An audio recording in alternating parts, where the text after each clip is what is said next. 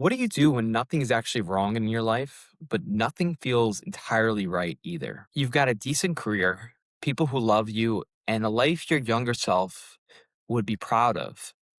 But then this low grade emptiness sets in, and you look around at this good life you've built and you ask yourself, is this really it? And it's incredibly confusing because you aren't failing. You're not some lost 20-year-old anymore. You've built things, you've accomplished things, but there's this subtle discontent. And I know I'm not the only person that feels this way. Recently, I was reading through a thread talking about the exact same thing. A lot of guys hit a point where they realize they aren't just preparing for their future anymore. You look around and realize, this is my life, this is it. And suddenly this pressure cracks open. If this good life still doesn't feel like enough, then what exactly are you supposed to chase next? Sometimes change is needed, but before you change the outside of your life, you need to understand the feeling that you're trying to escape. Because the hardest part about this specific pain is that you feel like you're not allowed to have it.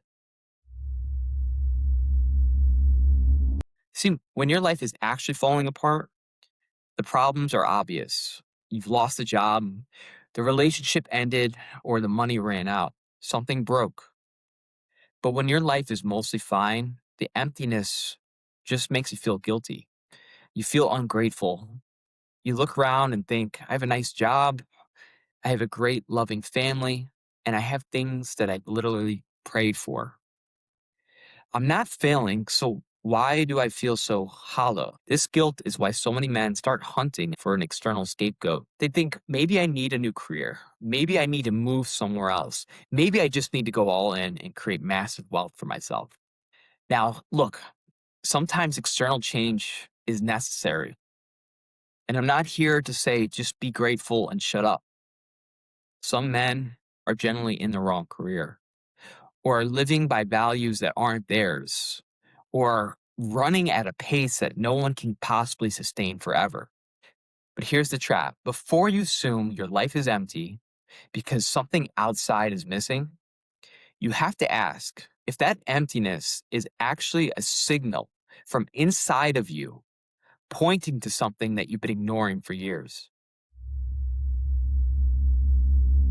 No, man, it just feels like I need something else. Like I need a new career or something because my life doesn't feel, I don't feel alive. I feel like I'm on autopilot and I just need some kind of change to feel that spark. Maybe, but before you go out and chase the next thing, maybe you should ask this: what feeling are you trying to get from these things? Most of the time, we don't actually want the new car or the new career. We just want to feel proud about what we're doing. I mean, honestly, it's just about the feelings. Like we want to feel respected and we want to feel alive and competent, like we're bringing something to this world. We want what we believe will make us feel like enough. Here's the part most of us refuse to look at: this restless feeling of discontent is not new. It was probably there when you were 20. It was probably there when you were 28. It was there before your current job, before your house, relationship, and family. The scenery might have changed, but that lie, that story, that real life is still ahead of you, never changed.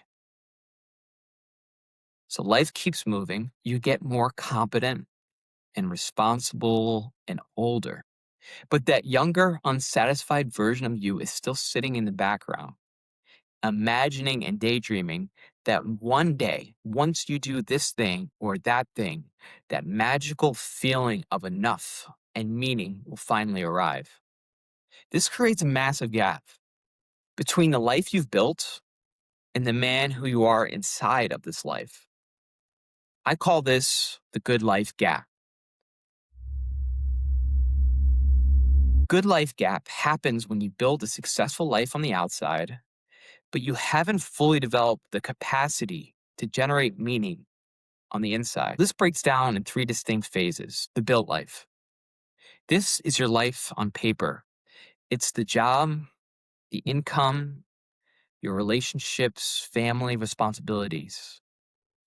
So you have to be honest here. You've built something real, you've accomplished a lot, you have things, and it matters. Then there's this unfinished self. This is the ghost inside the machine. It's the version of you, it's the story that never fully got expressed. These are the projects that you still want to do. This is the man you imagine becoming, but never practice being. This unfinished self doesn't just vanish when you get responsibilities. It sits in the background and it evolves into this restlessness, into this avoidance, scrolling, and comparison. It manifests as this vague anxiety that time is running out. Here's the false escape. This is the trap.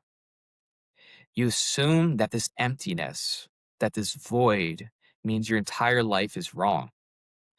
So you start fantasizing, say, maybe I need to move. Maybe I need to burn it all down. I need something new. I need to start over. Look, the external changes might be necessary, but if you aren't honest about the root cause, any change you make is just a temporary band aid that covers up that feeling. Again, you'll get a new thing. You might get a new job, a new relationship, a new hobby. You get these brief spikes of dopamine, but then the exact same emptiness returns. Look at the patterns of your life and tell me if this is true or not. The reason why is because you've never answered this real question of who am I trying to become? But I don't want to settle. I don't want to become one of those guys who just says, well, this is it, and just lives this same life over and over. I still want more for my life. Look, I get it. But there's a massive difference between just wanting more versus becoming the person who's alive and courageous, because wanting more on the outside is you trying to escape how you feel on the inside. But addressing this, it makes you stronger. It builds your character. It builds you no matter what is going on in your life. The other one is just a treadmill. You get happy for a little bit, you get things for a little bit, but then you're repeating the same patterns. So imagine this. Imagine that tomorrow you woke up and you had all of the things that you thought you were chasing. Now put that guy back in this room today. What would change? How would he change? Like, I want you to imagine that you are that person who has all the things. You have all the money, you have all the things that you think you're chasing.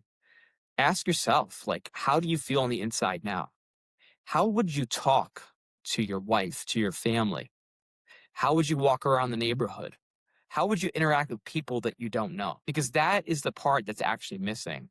And it doesn't have to wait until you get all this stuff or get the dream life. That's your character and you can build it right now.